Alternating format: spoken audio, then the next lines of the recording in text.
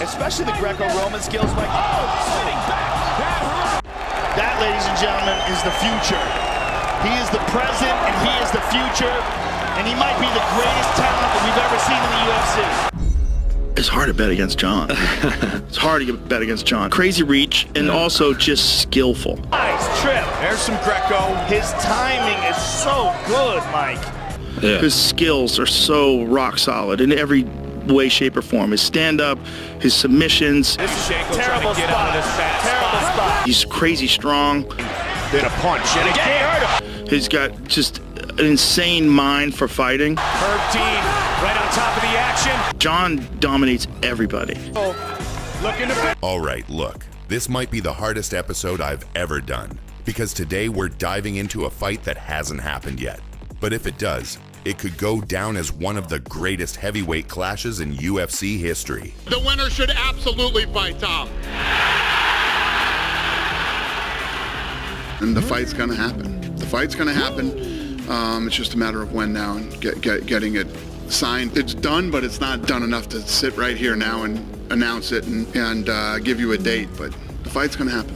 I'm talking about the collision course between Jon Bones Jones, the King of Champions, and Tom Aspinall, the British juggernaut with speed, technique, and knockout power that looks unfair. This is quick rundowns, and today, we're not just breaking down a fight, we're diving into legacy. Control his hands, which is the problem. There it is. Oh! Pressure, genetics, tactics, and the question that's been keeping MMA fans up at night. Arm. Now he's going for Kimura. It's all over! Can Tom Aspinall beat Jon Jones? Or is Jon Jones about to shut down the new generation? Again, hit that like button. Sub if you haven't. Let's get into it. I get that finally, after 16 years, we found somebody who's 7 years younger than me and 30 pounds bigger than me. Like, we finally found someone who may give me a great challenge. And everyone wants to see it so bad. He is bigger than him, but you'd have to understand how the expertise of Jon Jones, mate, and how long he's been at it and how good he is. I actually think he's playing a game, Jon Jones. I actually think he's saying all this about Tom Aspinall, how much he doesn't want to face him, how much he rates him, how good he is, because he wants that money. He wants paying for it, when I actually think he's doing this as a plan, because he knows he's going to take the fight and he wants the most he can absolutely get, because that is the last challenge to him in the heavyweight division. There is no one after Jon. There is no one after Tom Aspinall. He's going to slowly dismantle you and find a way to submit you. Jones to the body, and it is all over! Or punish you, beat you to death on the ground. But can he do that with a guy like Aspinall, who's a legit 255-pound natural who moves like he's 80 pounds lighter? Look, he had always had the reputation of f***ing all the heavyweights up at Jackson Winklejohn. Always. Everybody said, like, when Brendan went down and trained with him, Brendan was a heavyweight, Brendan Schaub, he's like, he f***ed me up. He goes, dude, I was like top 10 in the world as a heavyweight. I thought I was the shit. He f***ed me up. He goes, he beat my ass. And he goes, he beat everybody else's ass too. All the other heavyweights, ragdolled dudes way bigger than him. He's just a freak. Let's start with Jon, because if we're talking about goats, real ones, the kind of goat that doesn't just beat you, but breaks your will, it's Jon Jones. The guy made his UFC debut at 21 years old. Within a couple years, he wasn't just beating legends, he was outclassing them. Shogun Rua finished him to become the youngest champion in UFC history.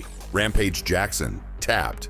Lyoto Machida hung him on the cage like a warning sign. DC took him down, out-wrestled an Olympic wrestler twice. That's not just talent. That's not just skill. That's something else. It's psychological warfare. It's fight IQ on genius levels. It's Jon being Jon. But here's the scary part. He's not just some striker or just a wrestler. He's a shapeshifter. You fight him thinking he's gonna bang with you, and suddenly you're in a clinch, getting your knees obliterated. You train takedown defense, and the next thing you know, he's slicing your forehead with 12 to 6 elbows from top control. Ask anyone.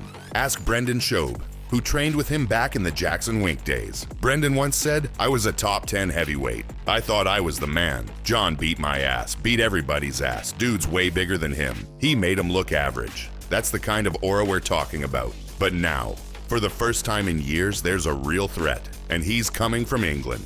Tom Aspinall isn't just a heavyweight. He moves like a welterweight at 255 pounds. The way he steps in, out, side to side, it's fluid, almost scary. He's got hands like a boxer, ground game like a jiu-jitsu black belt, and most importantly, he's calm, composed, cold, like a sniper. We're talking about a dude who made Marcin Tybura look like an amateur, who melted Sergey Pavlovich in less than 90 seconds, and who's now the interim heavyweight champ, just waiting for Jon to come back. And yeah, Tom knows exactly who he's aiming at. "I'm not calling Jon out," Tom said, "but if he comes back, I'll be ready. I'm not afraid of greatness. I want to test myself against it." That's not trash talk. That's calculated confidence. That's how legends are born. But here's the million-dollar question. Let's break it down. Striking. Aspinall's striking is fast. Ridiculously fast. Combinations, not just one-and-done bombs. His jab, crisp. His cross, deadly. But Jon has this range, an 84.5-inch reach, and he knows how to use every inch of it. He'll poke, prod, and punish you before you even get into range. Grappling.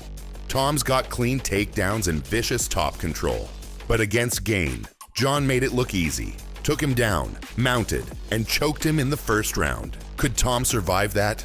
Maybe. But could he get Jon down? That's a riddle nobody's solved, not even DC. Fight IQ and mind games. This is where Jon is a demon. He'll throw techniques just to mess with your rhythm. He'll feint you into a mistake, then punish you for it. He's not just trying to win, he's trying to dismantle you. So does Aspinall have a path? Yes. He has to make it fast. He has to hurt Jon early before Jon starts downloading his game. He has to stuff takedowns, avoid the clinch, and make it ugly. Because the longer it goes, the more it starts looking like a Jon Jones masterpiece. Round 1. Aspinall comes out quick. He's bouncing, light on his feet. Jones is stalking, calm. Tom throws a combo, lands a jab, right cross. Jon smirks. That's all he needs to start calculating. Round 2. Jon starts chopping the legs, inside kicks, obliques. Aspinall's movement starts slowing, just a little, but Jon sees it, clinches up,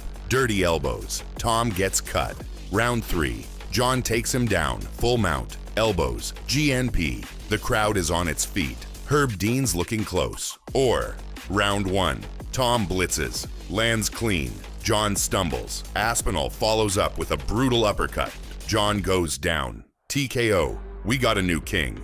That's what makes this fight so beautiful. It's a battle of chess and chaos. And the outcome, totally unknown. You know, I don't want to sound arrogant, but I think what it is being so good at what I do. Tom's the whole package. However, he hasn't gone up against somebody like Jon Jones because, as I said, the competition in the heavyweight division isn't necessarily there on a technical level. Jon Jones is. And Jon Jones has fought way better competition than Tom. That's just a fact. He had 2 heavyweight fights, one against Cyril Garner, who took him down really quick and he choked him out. And then he went up against Stipe Miocic. He was really good. And Jon Jones is great. You can't deny what he's done in the octagon, the career that he's had. And he's technically unbeaten. He's probably the greatest of all time. If Jon wins, he solidifies himself as the undisputed greatest of all time. Beating a prime, fast, terrifying heavyweight like Aspinall at 36 years old would be the final jewel in his crown. But if Tom wins, it's the changing of the guard. A new era begins. The UK gets its most dominant heavyweight champion ever. And the UFC, they get a fresh face to build the next 5 years around. This isn't just a fight. This is mythology in the making. So what do I think? Look, it's hard to bet against Jon, but it's hard to ignore a guy like Tom. I'll say this, if they fight, we all win. Because this is the kind of matchup that defines eras. This is Quick Rundowns. Let me know in the comments, who wins? Jon Jones or Tom Aspinall? Why? How? First round KO or 5-round war? Smash that like button if you want to see this fight happen. Sub for more breakdowns, deep dives, and wild MMA drama. And remember, when greatness meets greatness, someone's legacy ends. It's hard to bet against Jon. It's hard to bet against Jon. Crazy reach and also just skillful. Yeah. His skills are so rock solid in every way, shape, or form. His stand-up, his submissions, he's crazy strong. He's got just an insane mind for fighting. Jon dominates everybody.